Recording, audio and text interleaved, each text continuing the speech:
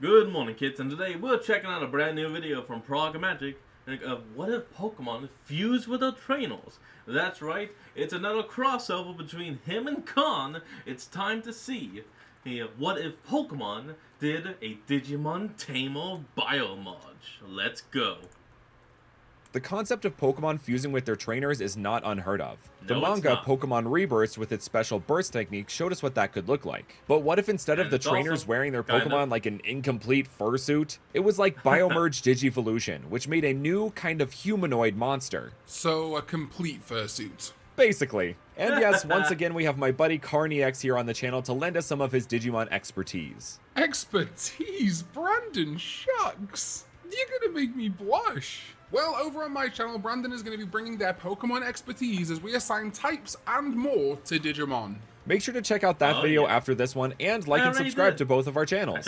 So to get us started, we're going to begin with the original best girl of Pokemon, Misty. Though she was well known for Pokemon such as the Staryu line, Togepi, Horsey, and even Psyduck, one Pokemon that matched up well with her design and is seen on her gym team in the anime is Goldeen. So when fused, Misty and Goldeen become Magicy, the mermaid Pokemon, a water psychic type, who we worked with Fungusmons on, and who did the art for the rest of this video, so make sure to go check out their links in the description. Oh, hold on, we got an ad, and we're back. Let's go. Biomerge is that the fusion was with the rookie stage Digimon, but acted as a final yet split evolution to the line, while incorporating aspects of the entire line's design, as seen with the Sakuyamon line here.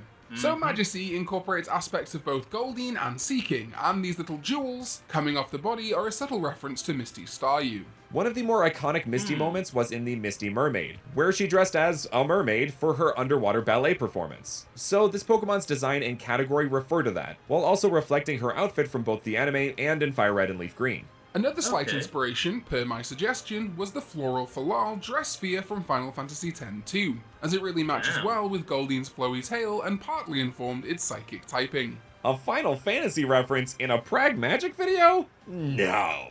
Magicy is the Queen of Kings, commanding over Seeking and Goldeen alike with a gentle yet intimidating hand. Watch out for their signature move, Psionic Wave, which is a 75 base power water type move that hits all opponents across the field and has a chance to confuse them, like a combination between Surf and Water Pulse. Well, I definitely wouldn't be hit by that move with my trusty drying pan here, which leads us into our next trainer, Brock. I just moved house. I thought I had a frying pan, but I don't. The Pokemon we picked is the jelly to Brock's donut, his partner Onyx. So when fused, they become Cobrix, the Rock Naga Pokemon, a rock poison type. Its category tells us exactly what it is. Wait. Why is it called poison type? Just like Onyx, a rock Naga. Naga are a mythical creature hailing from Hinduism and other Asian religions that are usually depicted as some form of half-snake, half-human with very potent venom, which explains Cobrix's partial poison typing. These blue rings on Cobrix's design inform us of its toxic nature, given many animals in real life use vibrant colors as a warning, such as the blue ring octopus, snakes themselves, and poison dart frogs. And on that note, part of Cobrix's poison typing comes from his relationship with the poison dart frog-inspired Krogunk, as seen throughout the Sinnoh seasons of the anime, acting as a Misty stand-in whenever Brock gets up to his lovey-dovey antics. As such, like literally, Brock would go to a girl, professes love, propose, only for Krogunk to then just go crow right into his stomach and then just crow, and drag him off. It was awfully funny.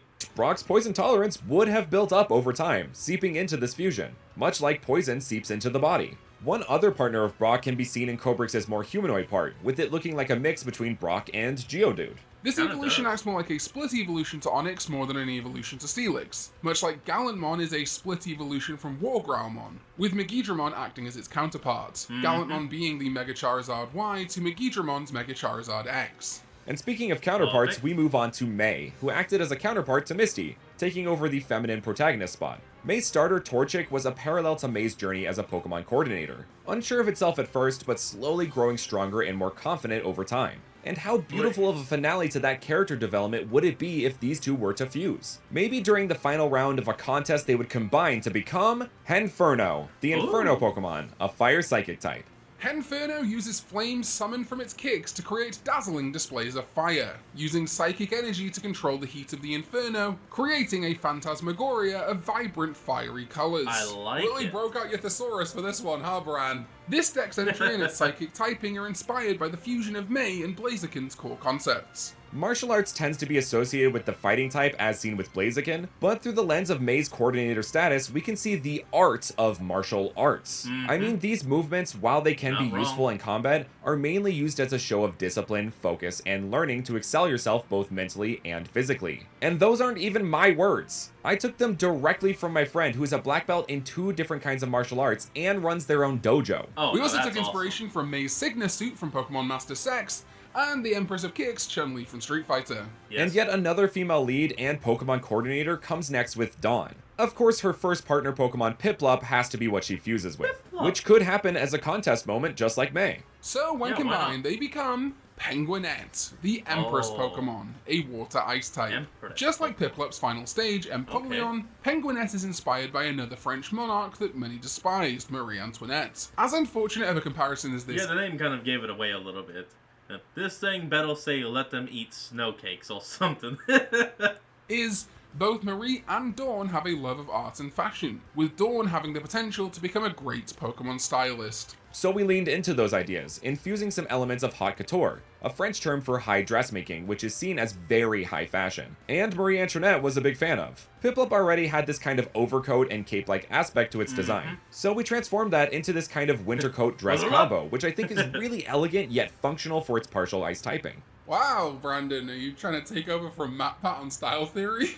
Look, he's leaving, alright? I gotta shoot my shot somehow. Anyway, let's move on from Pokemon coordinators and onto Pokemon connoisseurs with Silent. Silent's partner in both the games and the anime was most definitely Pansage. Say what you want about the elemental monkeys, but there is no better fit for Silent. So when combined, they create Quisage, the herb monkey Pokemon, a pure grass type. Oh, hold on. We'll be right back. And we're back. With Silent acting as the Brock replacement of his season, he did a lot of the cooking, and was very knowledgeable about what both humans and Pokemon like to eat. Pansage, on the other hand, evolves into Simisage, which is based around Yankee, aka Japanese delinquent subculture. So combine those 2 elements and what do you get? Probably something like the Way of the House Husband. Exactly, a monkey chef who can give other Pokemon a beatdown if necessary. Quisage's name comes from cuisine, and while the sage part has always been there, it could also work as a reference to the herb used in cooking. Which Quisage definitely does, shaking its head and tail bushes to unleash a variety of herbs into its cooking that always make its food taste great. Move over, Jeremy Allen White, there's a new chef in town. I don't... He's right behind me, isn't he? How about we move on to the next fusion before you get berated? Yes, chef! Obviously, we have Ash's other traveling companion from Unova, Iris, and her partner Axew. So when combined, they become Frayax, the Dragoon Pokemon, a Dragon Steel type. Oops, did I sneak another Final Fantasy reference into this video? Yes. Whoopsie! How did that happen? Brandon, you commissioned these designs, and also I'm a big fan of Final Fantasy 2. I pre-ordered the deluxe edition of Final Fantasy 7 Rebirth. I played Final Fantasy 16, even though I didn't enjoy it. I have even played Final Fantasy 14 and Crystal Cross. Anyway, both Frayax's category and name are Final Fantasy inspired, as the Dragoons are a class of draconic-themed lance or halberd-wielding knights that are known for their high-flying jump ability. Freya Crescent from Final Fantasy IX, one of my personal favorite in the series, is one such Dragoon. She also shares her name with the Norse god Freya, a leader of the Vanir gods, and a god of both love, fertility, and battle and death, reflecting both the Dragoon side of things and the fact that Iris is a sort of queen of dragons herself, being the Unovan dragon specialist champion. So a bad dragon queen Pokemon, huh? Reminds me of Daenerys. Don't say her name. I can't relive that pain. Okay. Well, Frayax's helmet plumage is very purposefully reminiscent of Iris's iconic hair, as Akshi would ride around in it throughout the anime. Frayax can use their physical prowess in combination with their halberd to unleash a devastating signature move, Dragon Jump. A 2-turn, 120 base power physical dragon type move, where the user jumps into the air, then the following turn rains draconic fury from above upon their target, like a more powerful dragon type fly. And for something on the complete opposite end of the spectrum, we have Serena and her partner Fennekin. When combined, they become Kitsupa, the magical Pokemon. Okay, now I can tell that part is definitely from the Japanese yokai, the kitsune. Fairy type. Kitsupa is inspired by the magical girl trope found across many Japanese animes, such as Sailor Moon, Cardcaptor Sakura, or Tokyo Mew Mew. Or Madoka Magica? Yeah, Madoka Magica.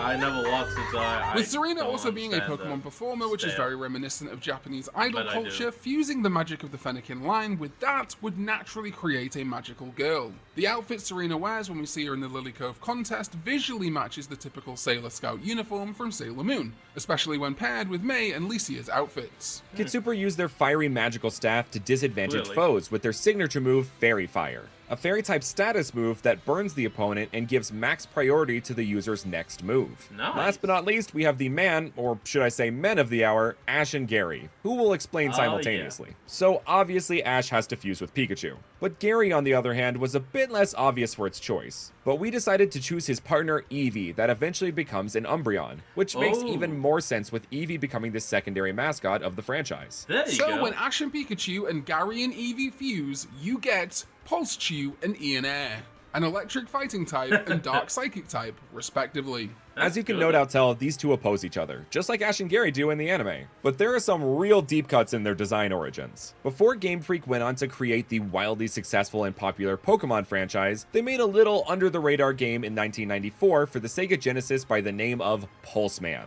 which, let me tell you, has a wild plot. Check out the Wikipedia article if you get the chance. But Pulseman is basically the electric harnessing precursor to both Pikachu and Ash, so combining them to pay homage to Pulseman only felt right. As far as Ian Air goes, Pulseman had one of those rivals that was just like the main character but dark and edgy, a la Shadow the Hedgehog, Zero, or Dark Samus, who was named Veil. So Ian Air takes from them. It also takes from Tezcatlipoca, the Aztec jaguar god Umbreon is inspired by, which does have a human form, so the Umbreon elements transferred onto this design refer to that. Neat. The dark psychic typing on Ian Air comes from Gary's transformation from being a jerk to being respectful and wise beyond his years throughout the anime. And Umbreon's counterpart is Espeon, so it plays into that as well. Its name comes from Eon, the end of the evolution's name, and debonair, a word used to describe someone who is confident, stylish, and charming. Pulsechew channels electricity through its hands, cheeks, and the discs at its side, which it can use in tandem with each other to let out its devastating signature move, Thunder Smash, a physical-based 95 electric-type move in which Pulsechew channels massive amounts of electrical power into its discs and smashes them into the opponent, with a 30% chance to leave them paralyzed. Ian Air also uses its discs for its signature attack, Dark Smash, a base 95 powered dark-type move that basically does the same thing as Thunder Smash, but has a 30% chance to confuse the target instead. Just like Veil can use a similar but slightly edgier version of Pulseman's signature attack, Voltecker. And those are some Pokemon trainer fusions. If you enjoyed the video, make sure to like, comment, subscribe, and make sure to check out Karn's video linked here. Thank you so very much for watching, and I will see you all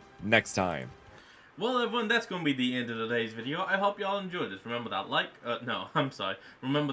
comment, and subscribe for more. Link to the original will be in the description below, and I'll see you folks next time when we flick on. Peace out.